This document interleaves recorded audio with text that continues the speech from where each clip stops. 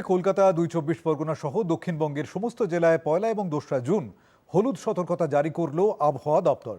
ওই দুদিন বজ্রবিদ্যুৎ সহ বৃষ্টি এবং ঝোড়ো হাওয়া বইবে। আবহাওয়া দপ্তরের পূর্বাঞ্চলের উপমহানির্দেশক ডক্টর সোমনাথ দত্ত জানিয়েছেন, বিক্ষিপ্ত থেকে হালকা মাঝারি বৃষ্টি চলবে ৪ তারিখ পর্যন্ত। তিনি আরও জানান, আগামী ২৪ ঘন্টার মধ্যে কেরালায় বর্ষা আসার অনুকূল পরিবেশ তৈরি হবে। ১ তারিখে আমাদের পশ্চিমবঙ্গে মেনলি কলকাতা, উত্তর ২৪ পরগনা এবং দক্ষিণ ২৪ পরগনাতে ভোট আছে।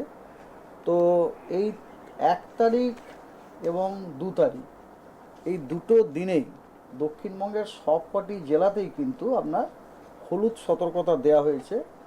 Thunderstorm with lightning, rain and with gusty wind speed reaching 40 to 50 km/h। এটা আমাদের কলকাতা, উত্তর ২৪ পরগনা, দক্ষিণ ২৪ পরগনা তিনটেতেই দেওয়া হয়েছে। ১ তারিখেও, তার মধ্যে ১ তারিখও আছে, ২ তারিখও আছে এবং ৩ তারিখও আছে।